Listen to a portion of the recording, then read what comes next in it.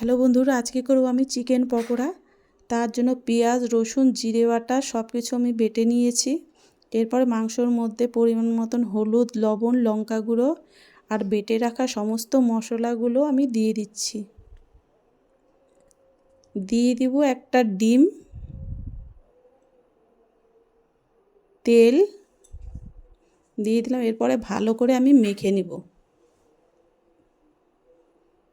কিছুক্ষণ ভালো করে আমি মেখে নেব এটা।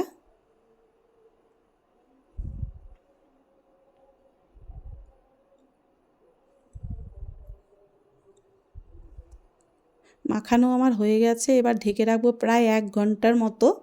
1 ঘন্টা হয়ে গেছে, উঠিয়ে নিলাম। এরপরে আমি দিয়ে দিব চালের গুঁড়ো, বেসন দিয়ে এবার ভালো করে মেখে নেব। ভালো করে আমি মেখে নিচ্ছি।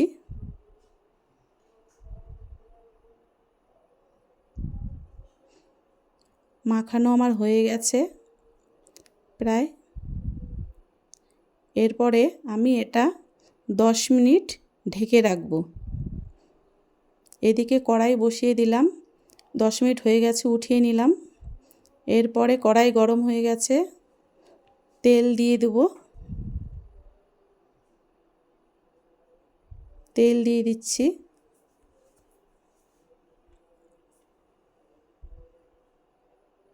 এবার এক পিস করে আমি চিকেনগুলো দিয়ে দেব, একটা একটা করে মাংসর পিসগুলো দিয়ে দেব।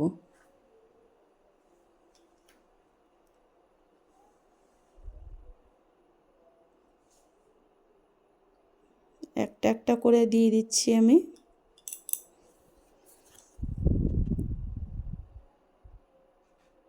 এবার আমি অল্প টাইম একটু ঢেকে রাখবো। ঢাকনি উঠিয়ে দিচ্ছি। এবার উল্টে পাল্টে ভালো করে ভেজে নেব।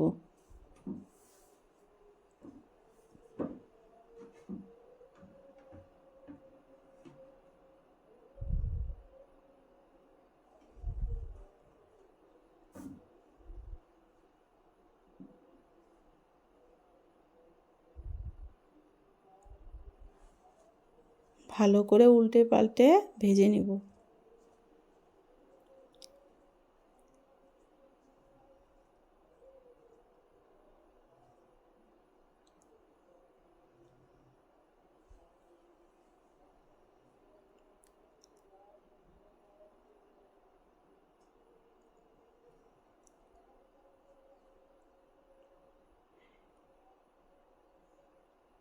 এরপর আরেকটু ঢেকে দিলাম।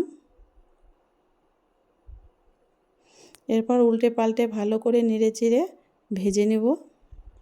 প্রায় পকোড়াগুলো হয়ে আসছে আমার।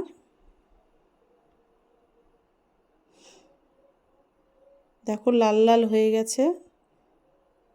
এরপরে আমি নামিয়ে নেব।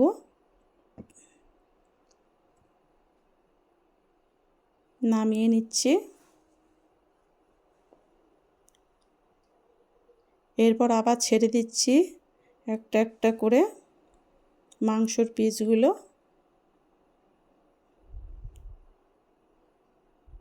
আবার নাড়াচাড়া দিয়ে ভালো করে ভেজে নিচ্ছি।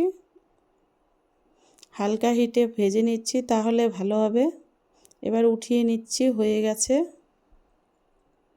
আপনাদেরও যদি এভাবে খেতে ইচ্ছে করে আপনারাও করে খাবেন।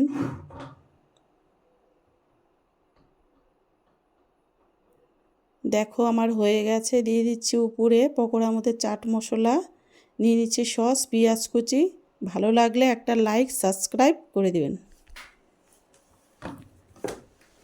এবার দেখি